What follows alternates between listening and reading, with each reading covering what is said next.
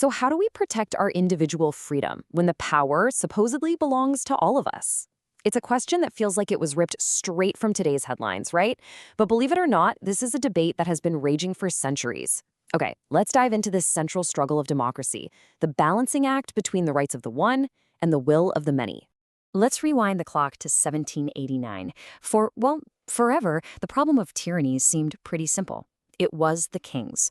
But the French revolutionaries, they came along with a totally new idea. They said, look, all this misery and misfortune, it's not just bad luck. It is the direct result of governments ignoring the basic rights of their people. An incredibly simple idea that was about to change absolutely everything. And their solution was just as radical. They decided to write these rights down for everyone to see. The goal was to create a brand new, unshakable foundation for society, one based on human dignity, not the divine right of a king. And what you're looking at here is that very document, the Declaration of the Rights of Man. Its entire purpose was to just completely flip the script on power. You see, from this moment on, power wouldn't flow down from a king on a throne. No, it would flow up from the people themselves. The nation was now in charge. And just look at the principles they laid out. Men are born free and equal. The nation, not some monarch, is the source of all power. And liberty, well, that's just the freedom to do anything you want, as long as it doesn't hurt somebody else.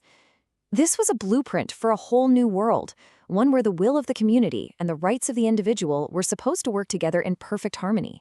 It really felt like they had solved the problem of tyranny for good.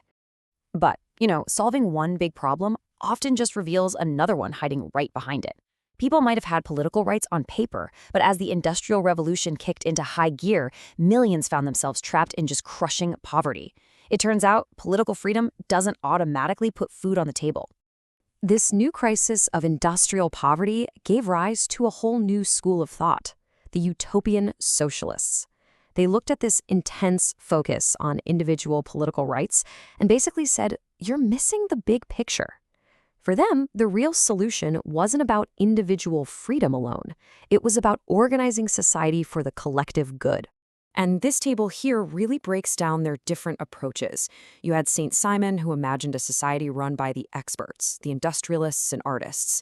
Then there was Fourier, who believed in worker co-ops organized around people's passions. And Robert Owen argued that workers should just own the machines themselves. 3 different visions for sure, but they all shared one common thread. To solve poverty, the community, not the individual, had to come first. But here's the twist. While all these economic debates were happening, some thinkers started noticing a much more subtle and frankly more dangerous problem. It was a new kind of tyranny, one that didn't come from a king, but from the people themselves. And this is the terrifying question that turned that whole revolutionary dream right on its head. What happens when the will of the community, the very thing that was supposed to guarantee your liberty, becomes the force that crushes it? Well, a French writer, Alexis de Tocqueville, traveled to America in the 1830s to see this great democratic experiment for himself, and he was absolutely floored by what he found. He wrote that in the land of the free, he saw less genuine freedom of thought than anywhere else. I mean, what a shocking, stunning thing to say. He came up with this powerful metaphor to describe it. In a democracy, he said, the majority's opinion draws a formidable circle around what you're allowed to think. If you dare to step outside that circle, you don't get thrown in jail by the government. No, it's worse. You risk social death, losing your job, public shame.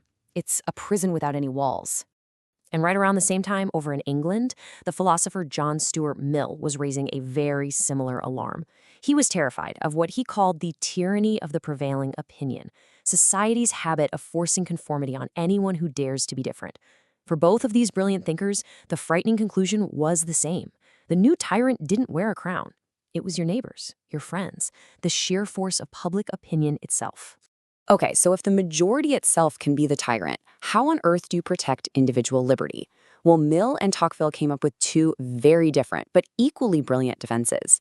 Mill's solution was a clear, simple rule that we now call the harm principle.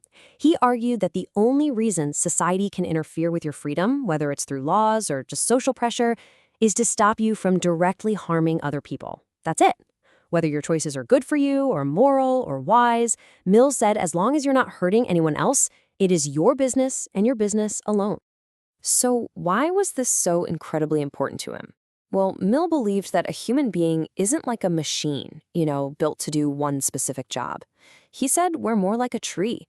We need space to grow and develop on all sides, following our own unique internal forces.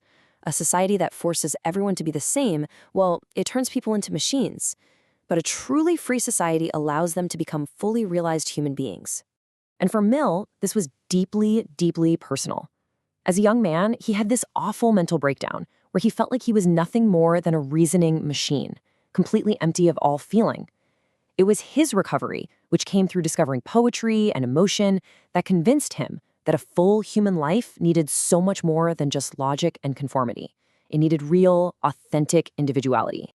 But, a philosophical principle alone might not be enough to hold back the tide. And that's where Tocqueville comes back into the picture. While Mill was busy building a philosophical wall to protect the individual, Tocqueville was looking for practical, real-world structures that could act as a buffer against the raw power of the majority.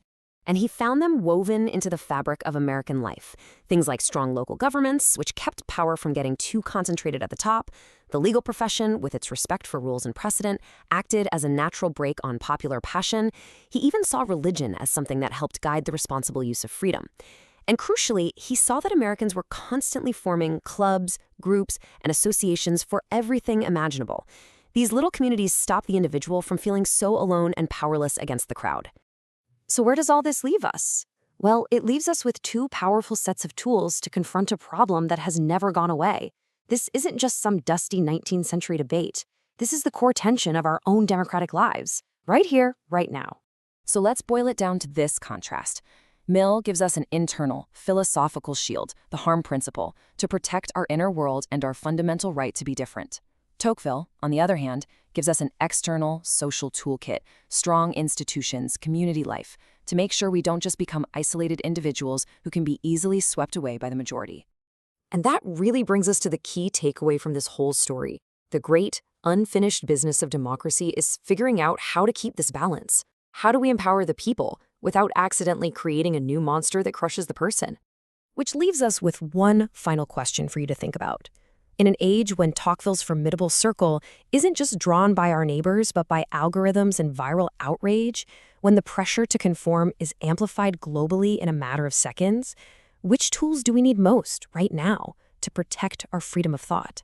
Mill's shield or Tocqueville's social buffers?